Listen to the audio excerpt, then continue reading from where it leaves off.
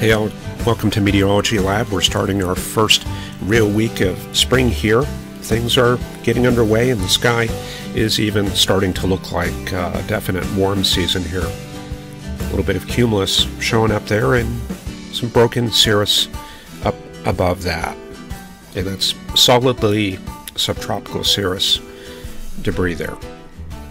Okay, we'll head to the charts and see what's going on here.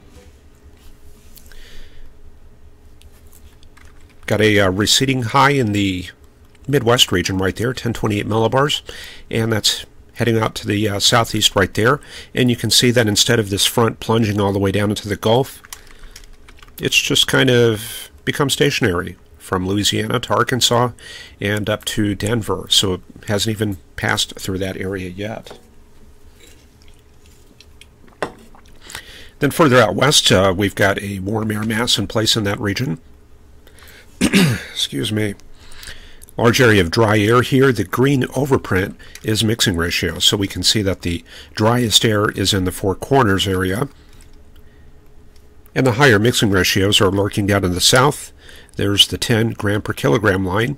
Pick up a little bit of dryness on the Mexican plateau here, and then we pick up the tropical moisture again down to the south. So it is lurking just to the south, and then if you go all the way down here, around Veracruz, we pick up the really rich 16 gram per kilogram, and that's going to be well up in the 60s, probably close to 70 degrees there. And then up north, we've got a Canadian front coming southward, only a 1020 millibar high there, so this is considerably weaker than what we've been seeing over the past several weeks. We'll take a look at things region by region to start out this week. Got a weak Pacific front going through Nevada, temperatures behind it down to the 40s and 50s, and that's probably about a 10 to 20 degree drop. So there's a little bit of cool air up there in the Pacific Northwest. In the desert Southwest, we've got temperatures still running pretty warm, but only about 91 to 92 there around the Phoenix area. 81 at Las Vegas, so obviously we have seen a little bit of cooling in this area. And let me just compare this. Let me show you the upper level chart. And you notice a change here. When we looked at this back on Thursday and Friday, the southwest was underneath a ridge. The pattern was kind of like this right here. So now we've pushed that ridge out into the Great Plains, and now this area in the desert southwest is under cyclonic flow. So that has definitely cut back on the high temperatures in that area. And there's our polar front jet coming on shore around Oakland into the Utah and Colorado area. Not much of a jet across the Great Plains itself, but if you go further south, you can see that subtropical jet lurking right down there with 70 to 80 knot winds and crossing over to Florida also. And depending on how much moisture and instability they have in that region, that can sometimes help ventilate the storms there and allow for a little bit of strong multi-cell structure. Moving out to Texas, let's see how things are shaping up with the moisture return. Dew points are in the 40s and 50s down in South Texas. 60s are down around Victoria, Corpus Christi, and Laredo there. So on the plains it is fairly dry still at this time, but we do have enough of a dry line set up in eastern New Mexico and up to Colorado. So we can see a little bit of convergence in that region. Some gusty winds up to 37 knots in Amarillo there. And we can see mid-40s dew points up to Lubbock and even a little 50 up there at Dalhart. So that's on the bottom end of moisture this time of year, but it's enough to get a little convection going. A little thunderstorm symbol showing up there. Further up in the Central Plains, we've got that warm front that we talked about running through Kansas. Temperatures north of there mild in the low 70s, and south of there upper 70s to 80s. And here is the triple point right around Binkelman, McCook, and dry line is extending southward from that. It's a very weak dry line. In fact, I would actually put that dry line through here, dividing that 44, 46, 47 from 20, 28, 26. So this here is the true dry line. Up to the north, we've got a strong polar, well, I wouldn't call it strong, kind of a moderate polar air incursion coming south. This is going to couple with that Pacific system as it crosses the Rockies around midweek. Then in the northeast U.S., it's kind of cool, not surprisingly. Northwest flow through that region. Outgoing system in Maine, and there's our 1028 millibar high in the Indianapolis, Chicago, and Evansville area. Then down in Florida, there's our stationary front there, from about just north of Vero Beach to north of Tampa, and along the Gulf Coast. Looks like some weak easterly onshore flow coming there into that region, and temperatures right around the upper 50s, dew point temperatures.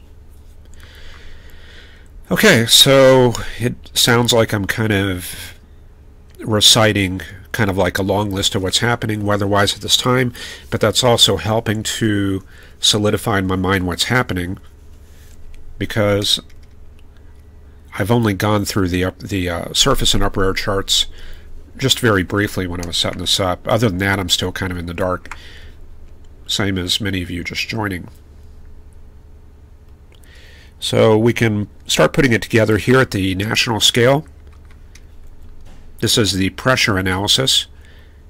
So we can see that very large high pressure region centered on Indiana, of course. It's got very weak structure down to the south. So it's coming back north as a warm front, which is through that area right there. So we're going to see more and more of that warm, moist air surging northward. And then somewhere up in the northwest, we've got a cold front coming southward. That, with that Canadian front, will start converging on the southwest and help to strengthen that upper level jet over the next few days. So once again, the upper chart, 250 millibars from this morning, showing a ridge over the Great Plains. So we're going to expect to see warm temperatures in the plains. We'll just see how warm it is. I think we saw temperatures up near 80 in parts of Colorado there. And indeed, yeah, 79, 77 up to Alliance, and 79 coming up just south of Rapid City. 700 millibars is worth looking at this time of year because that's related to the cap strength. And you can see the scale off to the left there. 10 Celsius, 50 degrees Fahrenheit. That's kind of the threshold value for a strong cap. Anything above 4 to 5, that's getting into the moderate capping range. And below that, that's typically a weak cap. Now, of course, it does depend on how much theta E you have in the low levels, and to a certain extent the depth of the capping inversion. And there's other little factors like that, upper air support, how much cap removal is coming from upstream, because that's going to have a bearing on things later in the day, of course. So, taking a look down south in the Great Plains, looks like 7s and 6s in that area, so just kind of a moderate cap at this time. And the strongest part of the cap is over the Guadalupe Mountains. And you can see how the capping is kind of tied to the position of the upper level ridge. So the upper level ridge is in this area, and the capping is kind of superimposed with that. And we can see the cold air starting to come this way, minus 10 at 700 millibars there. And just out ahead of it, looks like a 700 millibar front in southern Nevada. Looks like around Bakersfield, and then all the way up to Montana there. And then 850 millibars showing a low-level jet already starting to set up here, showing 55 knots there at North Platte, 50 at Dodge City, and then 30s and 40s all the way back to Midland and Del Rio there. So at 850, can we find any fronts here? I think we can. There's a 850 millibar cold front right there, or warm front. So that's kind of tied to that surface front, and possibly somewhere up in the northwest U.S. or Great Basin area. I think there's a 850 millibar front through that region. But we don't have enough data to really pin that down any further just yet. And then the thermal analysis, looking at thickness. This is 850 through 1000 millibar thickness. Well, you see a little bit of a gradient there in the central plains. Let me try to resolve that. Let's see. Yeah, this looks kind of like a sliver coming north, something like that. I think that right there is the thermal trough. So we're getting a little bit of downslope flow in that region. And then up in the Nevada area, we can kind of pick out where that surface front is probably located. So probably somewhere in that area right there. Looks like we are still generating cold air up in the northern Canadian region. You can see a strong cold front coming through the middle of Hudson Bay down to Manitoba. But you can see that these are becoming progressively weaker, and this next surge is mostly heading for the northeast U.S., but some of it may still filter in the backside of the next Pacific system later in the week. Okay, so that is the picture there. So let's put up some satellite photo. Thunderstorms in West Texas there. And remember, we do have that dry line. It's a very dry pattern, but the dry line is going to be roughly through this area right there. So it's enough to see some structure. Everything is going to be kind of high-based, and the chances of rotating storms are going to be really low. But you can get some strong hail and gusty outflow winds and some good structure. And that's certainly better than what we've had over the past couple weeks. Let me take a look at chat here. Carl Burkhoff, first one on, waiting for the low-level jet kick in. Erica Baker, Coffeyville, Kansas, 76, winds out of the south. Funwood Tech, Burl H. and Ryan down there in South Florida reporting he's watching the roller coaster of severe weather. Look, he's anticipating that coming in, and he's reporting mid-80s low humidity there in Florida. David Holcomb reporting the sun setting and beautiful weather there in New Braunfels, Texas, home of the Schlitterbahn. Megan John, 65 in central Minnesota. Chance for storms tonight. Got Ron Chalfant there in California. Adam Davis trying to get through the last week of finals. Chilly this weekend. Highs, he says, high 30s to low 40s most of the time. Mike R. joining us from San Francisco, and I appreciate the pizza last night. He phoned in a pizza order, and that made for a very good evening. I watched a bit of Saturday Night Live and kind of took it easy there.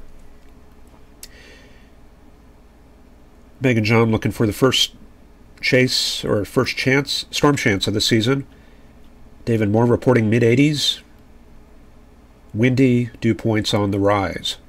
Brett Dean suggesting everybody hit the like button. 48 degrees, partly cloudy in South Jersey. Megan John looking for active weather this week. Mick in Australia joining us, and Mike Estwick, Justin Pulliam, Alexei Pinkson-Walsh. Mike R. looking for hurricane season. Mike Estwick, 76 and cloudy in Denver. And sorry to hear about the strep throat there.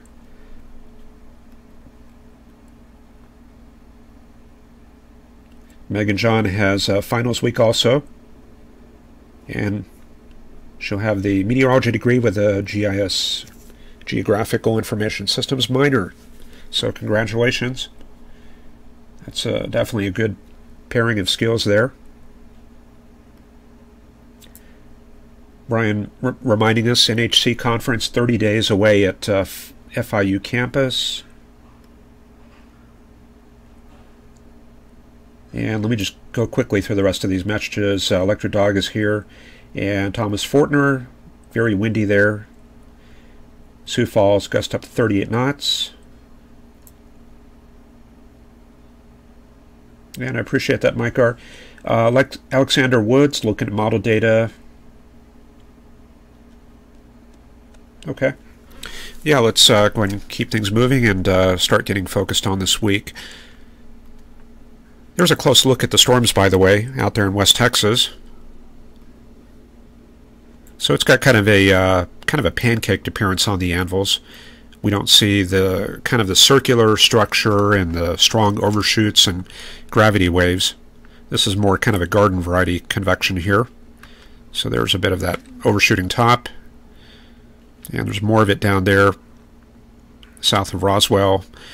Anyway, that's heading into Texas, and that'll probably have a diurnal pattern there. It'll probably start dissipating there after dark. And then the water vapor imagery, of course. Looks like a pretty good area of subsidence working into Mexico there.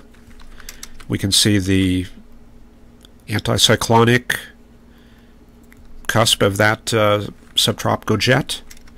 Looks like there may be another one lurking down there in South California. And then we've got the polar front jet coming on shore and spreading some lift into the Rocky Mountain region. Okay, so what's going to be coming up this weekend? Let's go ahead and do the rundown. We'll start things out with the short term. And that's where we use the high-resolution rapid refresh model.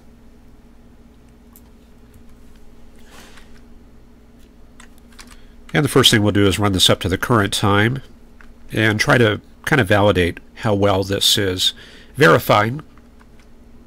Looks to me like the high-resolution rapid refresh may be a little bit ahead. It's already showing storms in the Amarillo area. I'm not sure that they're that far east. So that's something we would take into account, but it looks like the overall pattern. Yeah, storms diminishing before midnight along the Caprock. A little bit more activity, and you can see how these persist due to the good ventilation with that subtropical jet down to the south. Not as much help in the panhandles. So these kind of persist out there in the Fort Stockton, Marfa, Marathon area, well after dark and overnight. So it looks like some pretty good lightning. And that'll eventually dissipate by around dawn tomorrow. And then we're just kind of left with the deep southerly flow coming up from Mexico. So yeah, deep flow from Mexico. Let me show you a graphic I have. Let me see if I can find it. Yeah, here we go. This is moisture, and I'm using the 925 millibar dew point to kind of get a little bit above the surface, but not all the way up to 850. So this is kind of like a median cut of the tropical moisture field. So starting out, we can see the better moisture along the Mexican east coast and the Bay of Campeche. So it's lurking just to the south, and there's that south flow, and you can see that that goes all the way down into the central Gulf there. So over the next couple of days, we're going to see that moisture just advect northward. There it is, and this is Monday midday tomorrow. Meanwhile, the convergent cyclonic flow up to the north, also bringing in some dry air from the west. So that kind of differential advection in that convergent zone helps organize the dry line. So we're going to see the dry line become more and more prominent out there in West Texas and New Mexico. Then going into Monday and Tuesday, more and more moisture. You can see the flow picking up here, 35 knots out of South Texas. Doesn't look like there's too much moisture down here. However, there is moisture flux going on. We're getting evaporation from the ocean surface, so that's adding a constant supply of moisture into that feed. And you can see how we start approaching 70s right here in South Texas on Wednesday, early Wednesday. And there's that convergence right there in Texas. So it'll be kind of active probably out in that region this week. And possibly as late as Friday and even on Saturday, we start pulling in some very strong easterly flow. So that'll probably actually act to shift a lot of activity into West Texas there. So looks like this activity will be with us a while, probably until about Tuesday, and then looks like the next front comes southward. Okay, let's go back to the NEM, and we'll take a look at the upper air pattern.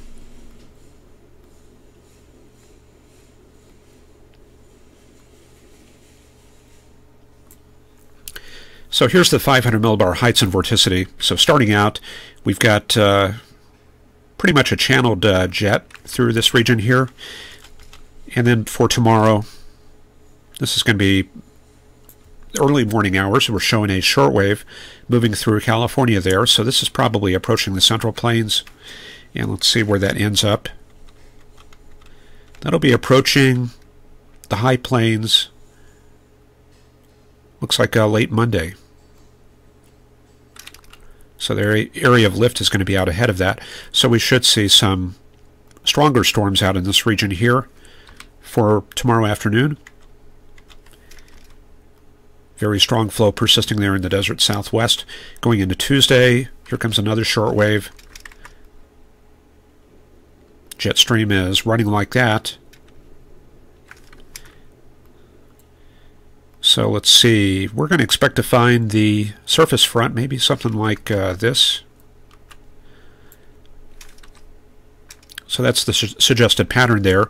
So it looks probably a little bit stormy there in New Mexico on Tuesday. Here comes another shortwave rotating around the trough. This is on Wednesday.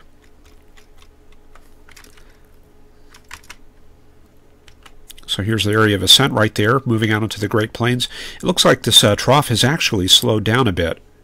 Remember last week we were looking at that trough coming out into central Texas, Oklahoma and Kansas. We were looking at that coming out late on Wednesday. But late on Wednesday, this is the pattern we have now. Looks like the wave is still way out to the west. The lift is concentrated on this area right there. That's not to say we can't get storms going there in Oklahoma, but some of the better activity may be coming on Thursday, actually. And we get to the end of the NEM with that frame right there. So, yeah, starting out or ending the sequence, that trough is still out to the west there. So we're looking at some very unsettled weather coming up this week. Here's the jet at 200 millibars. You can see the subtropical jet down to the south. Let me get my meters back up. There we go. So here's that jet energy coming into the Four Corners area. Velocities come up, and with that, the increase in the vertical motion field. And looks like some of the stronger energy is going to be coming out Wednesday and Thursday. And so getting to the very end, this is Thursday early in the morning. That polar front jet is coming across Kansas and Nebraska there. And we've still got quite a bit of troughing. That's going to be moving out onto the plains there. So Thursday may be a bit stormy this week. So we'll go ahead and put it together there with the GFS.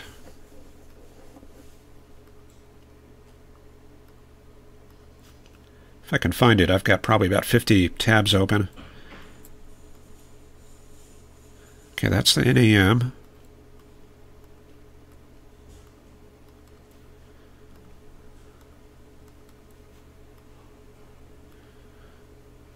Okay, here we go.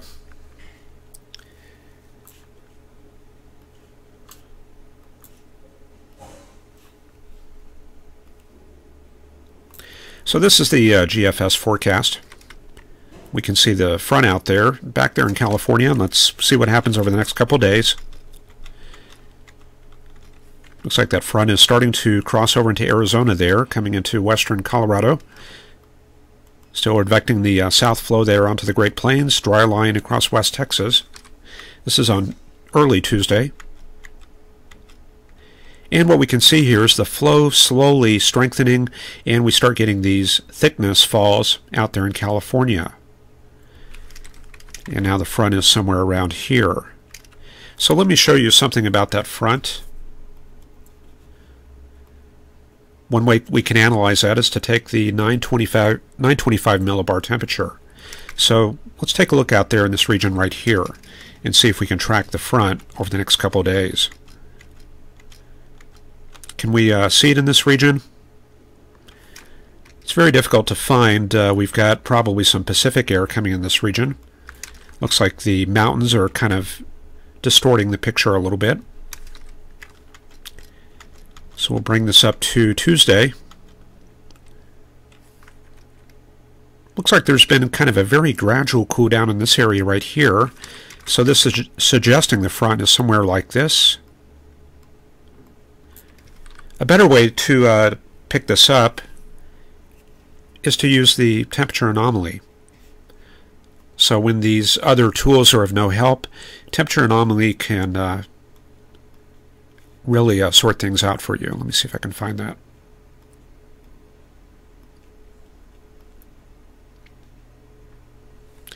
Okay, so starting out, here is the current picture. We can see there's cold air across northern Nevada, Oregon, and northern California. So this is the cold air mass. So if we roll this forward, we can sort of track the progress of that cold air. And this is the picture on Tuesday.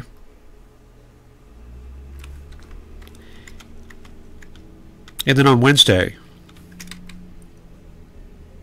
So by using this product, we can get an idea of where to find the surface front. So let's see. Let's try using that technique for Monday. This is Monday evening. Temperatures look a little bit cold through this region right here. So I'd be inclined to think maybe something like that.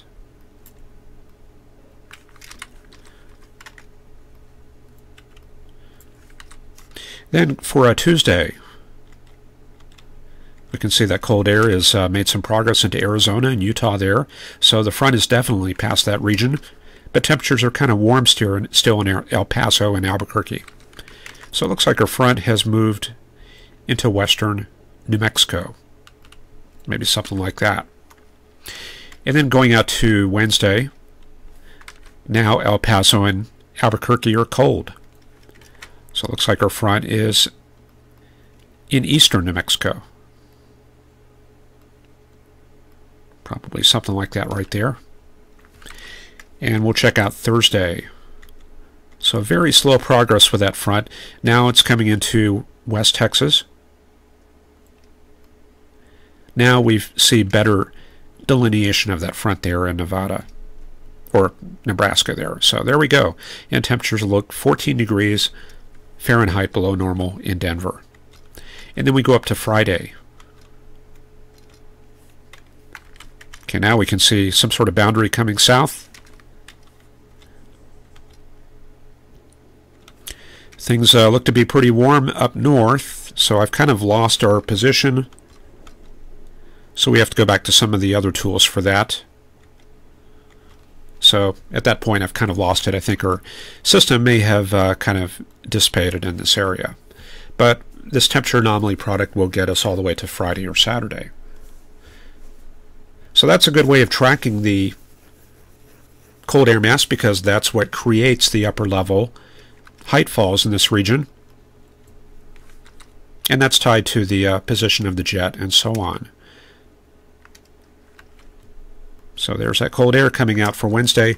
And let's see what's going on out in the plains on Wednesday. Looks like some good pressure falls in Colorado. Western or eastern New Mexico there. And we're picking up some closed features there. I don't know if those are highs or lows because they're not marked. And then for Thursday, this is probably going to be the big day here for the Oklahoma, Texas area. Probably have a dry line just west of Fort Worth and Oklahoma City. And then let's see what's happening for Friday. Looks like high pressure has come through the area. And I think we probably got a stationary front somewhere through Texas. I think things are getting a little bit ambiguous towards the weekend. So the outflow may kind of play into this, the strength of the outflow boundaries.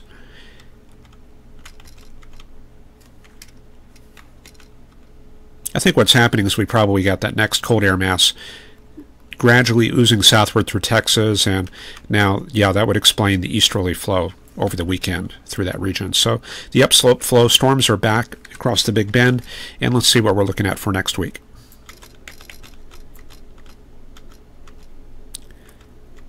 Looks like continued active. The Gulf is still open next week. Another outbreak of cold air coming south. And that looks like it stalls out in Texas around Tuesday or Wednesday. And it actually pushes offshore. That's a pretty good push of cold air, 1030 millibar highs. So it looks like we're briefly back to some of that old Hudson Bay vortex stuff.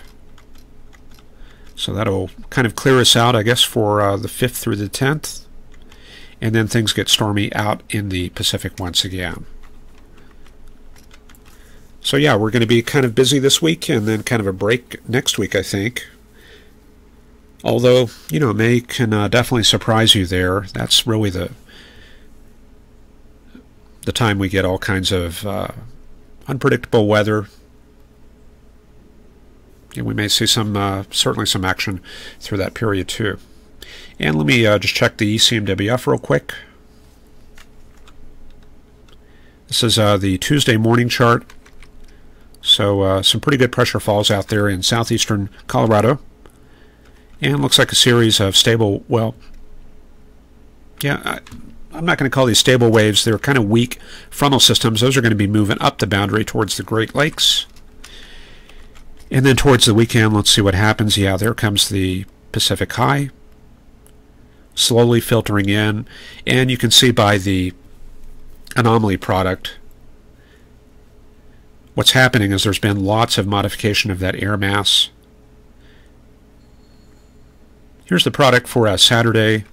So that boundary is actually somewhere here through Texas. High pressures in this region, but temperatures are above normal there. So that very intense heating there has really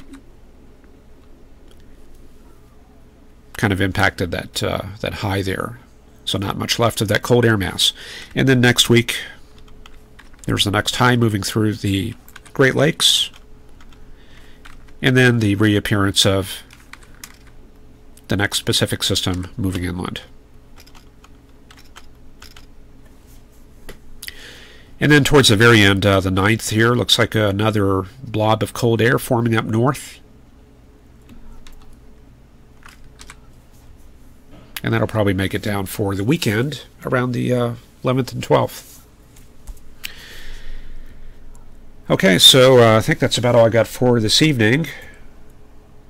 Pretty good group on tonight. I appreciate that. Let me check through the comments here real quick.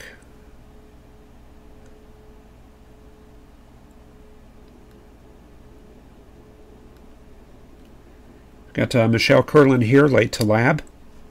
Carl Berghoff says, remember to like, and yeah, I appreciate that.